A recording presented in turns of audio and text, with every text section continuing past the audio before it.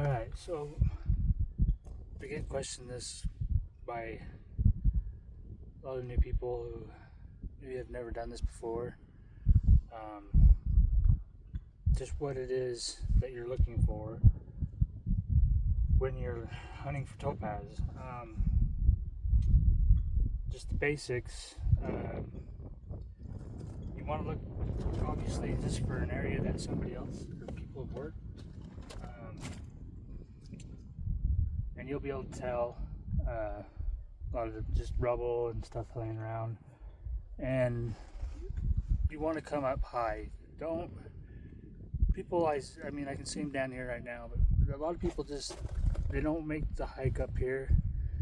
Granted, it's not the greatest, especially if you got 30 pounds of gear, chisels and your hammers, and they'll just dig down there. For the life of me, just can't understand why. It really isn't that productive with topaz. The quality is not there. You're just going to be spending more time chiseling away at nothing. If you just come up here, it really isn't that bad once you get up here. But just make the hike up and you'll be far better rewarded than you would down there. So I was just going to use this area as an example. This hole here started out like one of these holes. And as I started digging around, pulling out some topaz, it just kept going further and further back. So it actually continues. I don't even know how far it goes back. But this is a good one. This is a good thing. I've actually opened it up quite a bit so I can keep getting back there further with my flathead. And in order to get back here further, you really got to work all this around here. So once it started out as here, and all of a sudden it goes back further, well, you got to get back in there. So in order to do that, you have to work around, which isn't easy, in order to get back in there, because it just keeps going and going, and that's a good sign. That means that this could be the gas chamber. So I'm just going to use this as an example. This area, it's fairly new to me. I usually just hunt, or I've been working a spot over here for topaz. Coworker brought me two once. This has recently been uncovered, but some of the features you're looking for. So like, I'm finding that this whole rock here is different from what this is. This is all full of fake holes. So like you'll find some topaz in here, but this is what's considered a cap rock. So there's actually a line, a seam. There's a seam right here, and this is all loose right here. And it runs all the way down, and that can all be broken away fairly easily. This is your harder stuff. This is where you're starting to find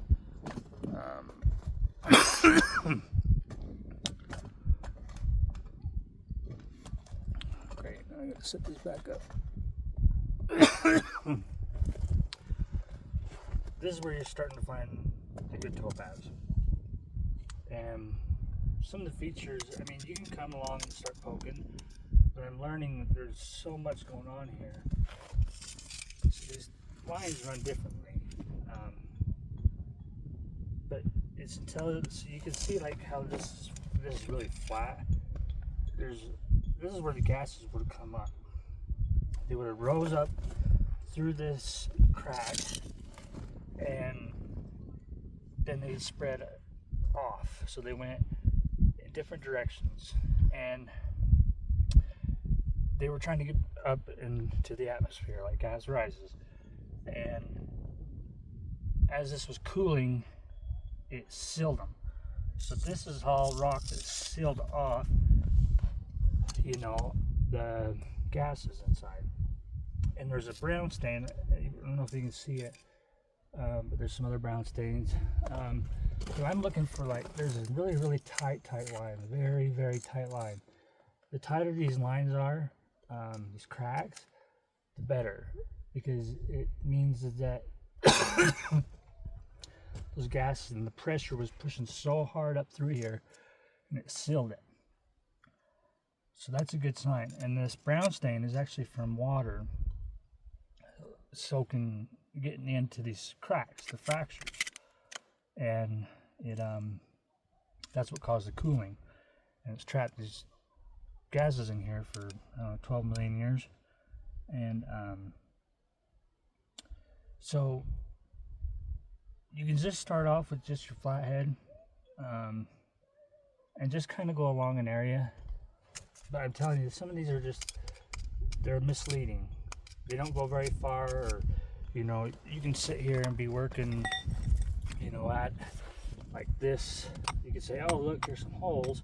Well, all of a sudden you're digging, and your chisel will go in, and it's soft. And that's when you want to stop and start probing with your flathead, because you'll damage the crystals with your chisel if you go any further. But some of them are misleading. They'll be really soft, and you'll stop. You get out your flathead, start poking, and it doesn't go very far. So I learned that with this area, is there's these little fake holes. Let's call them fake holes, but they had bubbling gases, but they just either escaped, or it's part of the whole buildup of the gases in some of these bigger holes. But so this is considered a cap rock. Even this is, so it all runs in different directions. So this cap rock is running this way. This cap rock is running, let's see, this way, that way. This is the main rock. So this is the main stuff. And in order to find these holes like this, you just have to start working the spot. I mean, this is fairly new, exposed, so it's hard to tell where the pattern is lying. So I'm looking for a pattern. I'm looking for, so you can kind of see there's lines here. So there's this line that's running here, and it might go all the way down to the very bottom down here, and it could be full of all these similar pockets. I've learned that these vents, they all run, they're trying to get out. So it runs down, and the gases were coming up and making their way up. And if you just follow that same pattern, more than likely there's going to be more and more pockets similar to these ones. This could be a chamber where the gases were running this way, east-west, and we're leaking off. So once I get further down in here, there could be side pockets all over. And that's the other thing with pockets. When you do hit into a pocket, you know, kind of push harder in the backs and the sides and the top. And if that's how this pocket was started out. It started out small, and then I collected some topaz out of it. Well, you got to kind of poke around in there a little bit further, and then you'll break through another crust layer. It's almost like a sugar, hard crusted sugar. And you'll know when you get into a pocket, because all of a sudden you'll break into it, and you can kind of swirl around, and you'll hear it. You hear sort of this sugary and just that hard crusty sugar fill with your flathead. And then the idea is you got to get the topaz out of there, and you got to be gentle, because topaz, I think on a hardness scale, is an 8. But still, they're very, very fragile up here. So I actually was working this hole right here, and and that's where I just pulled out. The spider actually pulled a nice piece out of there. But I'm going to kind of keep working this area. I think I'm just going to keep running these smaller type holes. But there's this tight line here, and there's this, I mean, there's a pocket that goes back in here a ways. And, but when you do hit the pocket, you'll feel it. And the idea is then to proceed by opening it up. You want to see what's in there.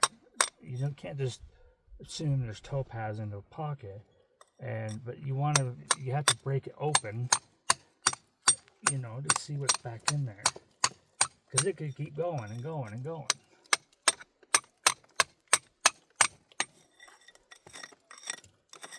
But so once I started following this pocket,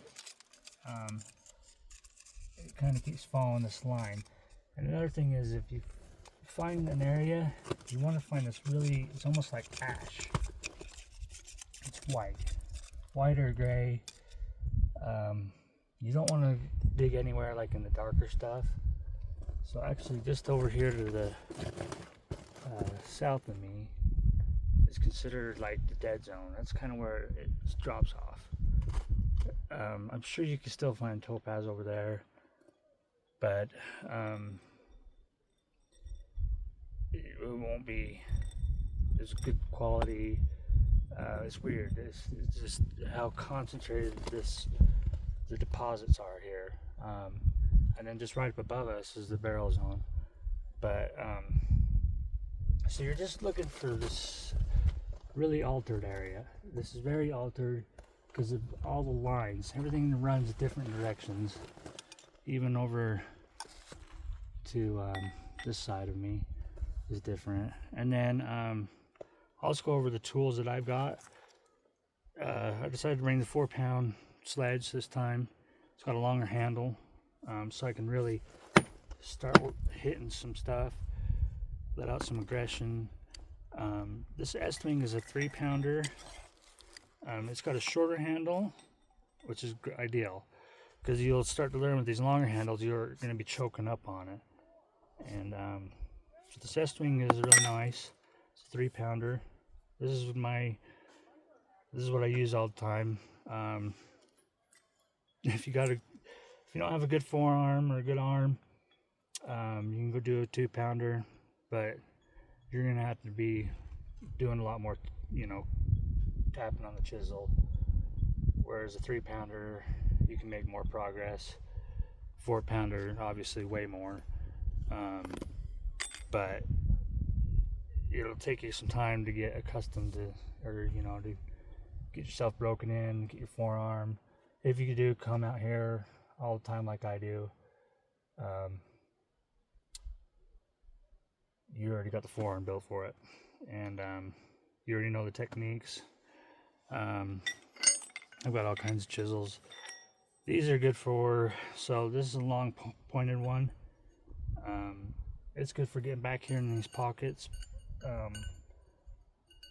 and trying to break away and see if it's worth investigating more, to see if it just keeps going, and and then you can get your flashlight out, and then you can get down in there and look.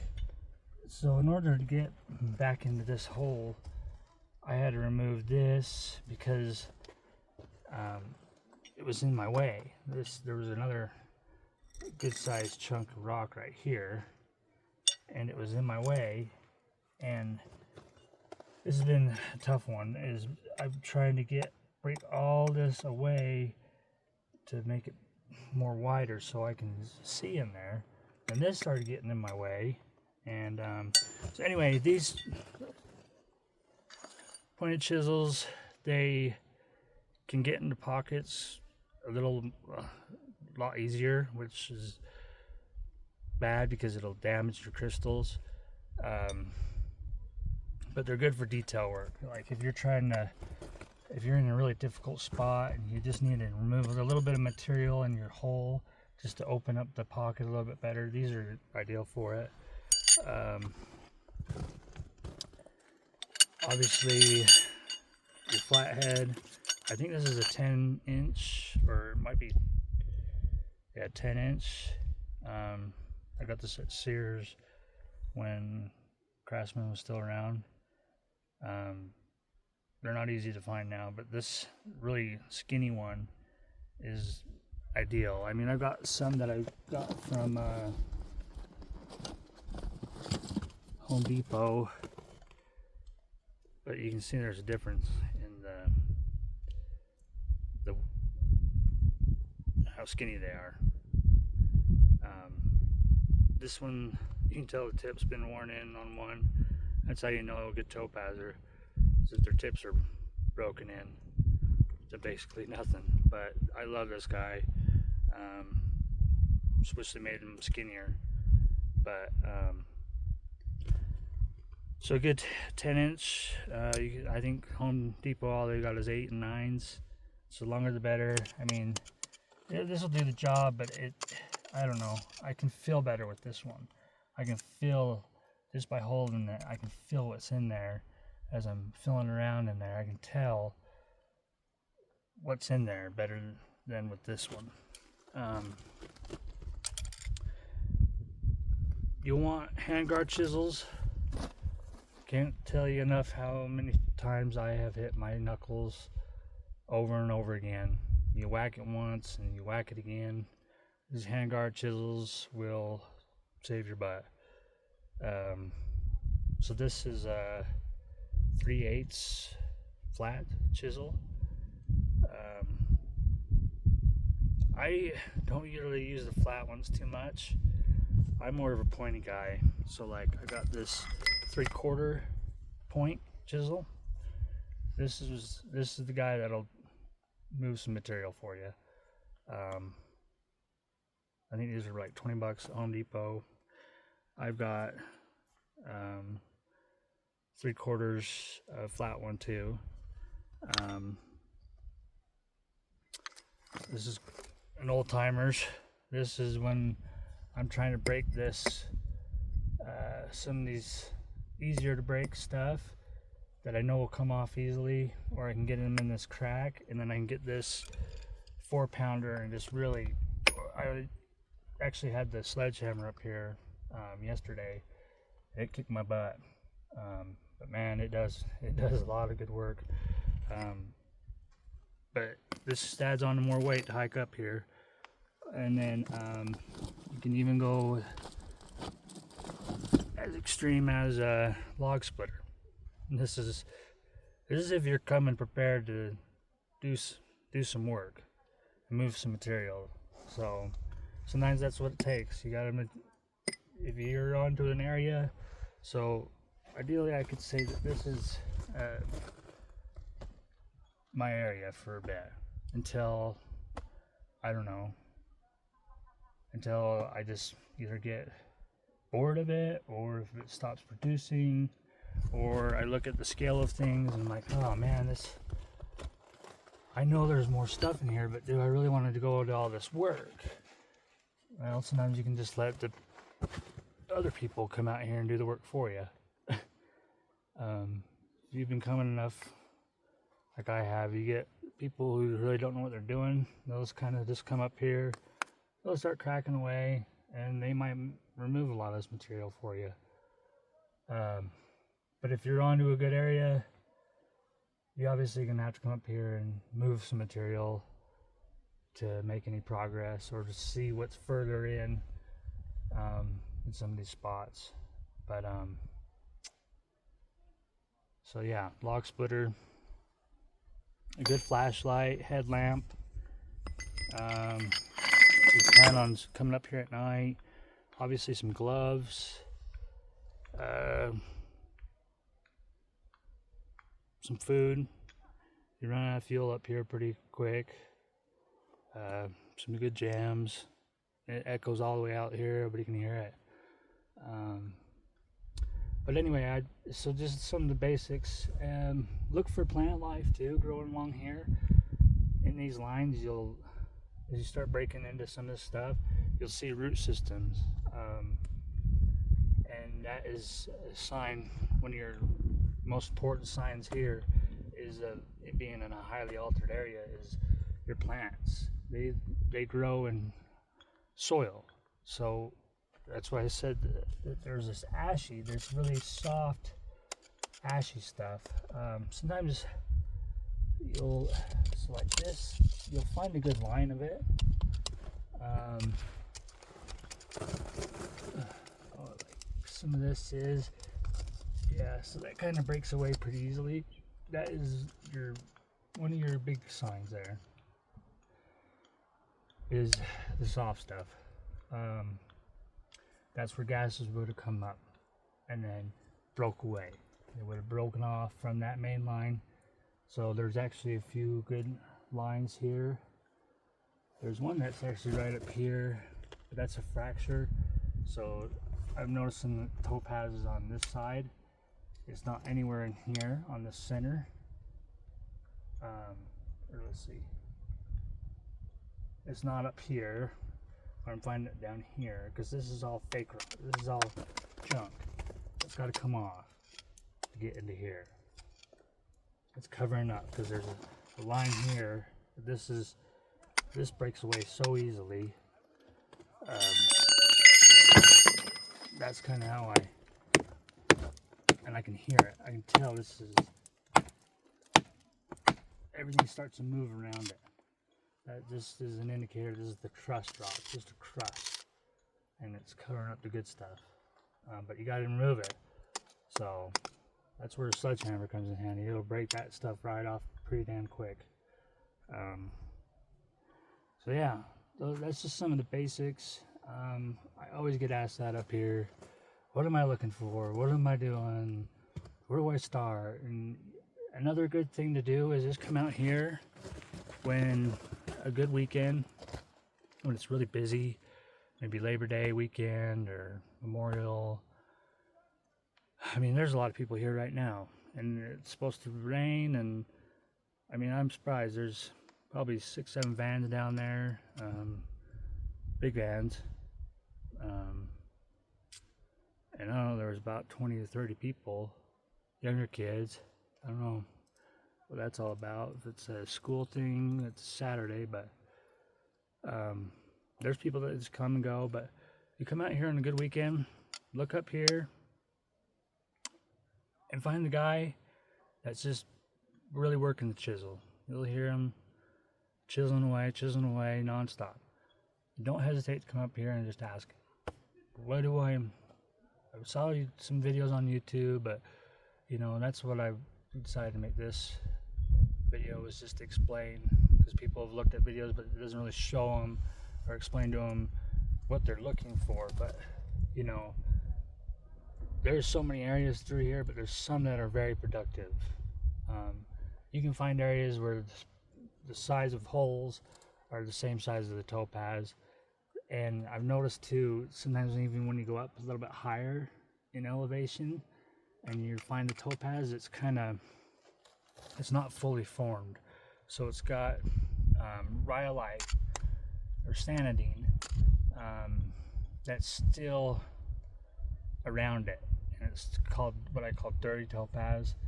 But it's almost like the heat wasn't there. It was starting to crystallize. So you'll see like the host rock down here. It was crystallizing, but it just hit the atmosphere too quick and cooled it too quick, and didn't form. So it didn't form this translucent, topaz. And so this actually has a couple little guys here and there. Anyway, a nice little piece. But yeah, sometimes the higher up you go, the dirtier they are. That can get frustrating. Just know it depends on what you want to claim as topaz. Topaz is topaz. I can find topaz in some of these pockets, look at it, I'm like, yep, and I'll just toss it over my shoulder. Some people probably freak about that, but I'm looking for good stuff, quality topaz. So I put in a lot of work to do it, though it's not easy. But when you do find a good spot, a good hole, stay consistent.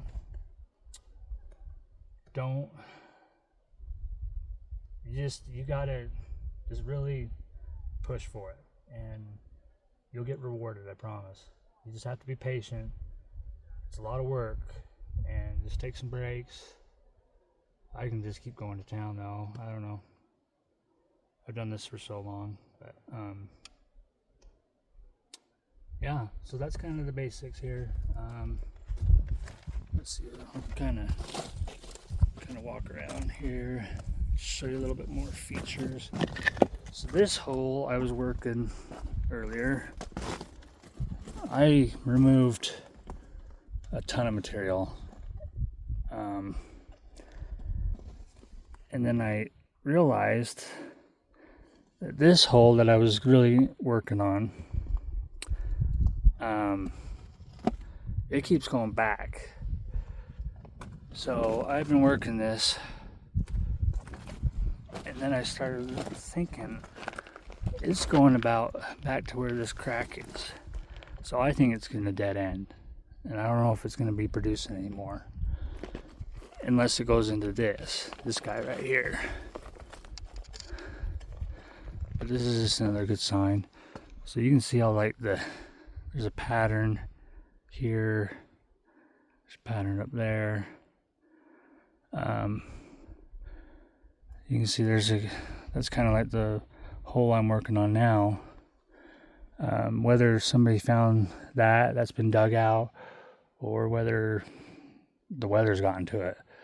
That's the other thing, is I can come up to some of these spots, and they might not look like much, but you'll be surprised every year as water seeps in, it opens up new holes.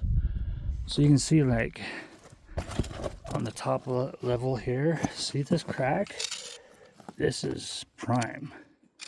This is telling me something. So you can see the results of it, of that crack.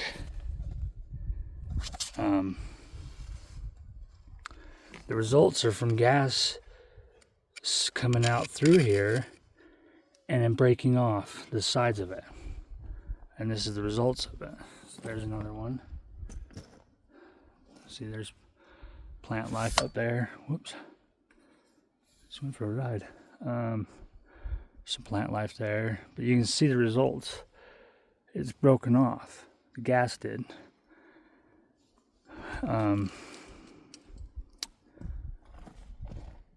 So the red barrel zone, it's way up there. Not way up there, but not too far. You know, this stuff right there, I don't know if that's got any topaz in it or not. It doesn't look very promising. It might. I just haven't been up there really. This whole area, so you can see all this rubble. It was covering all this. So anyway, make the hike. Up here, let's see if I can zoom in. So there's the people who run the claim right down there.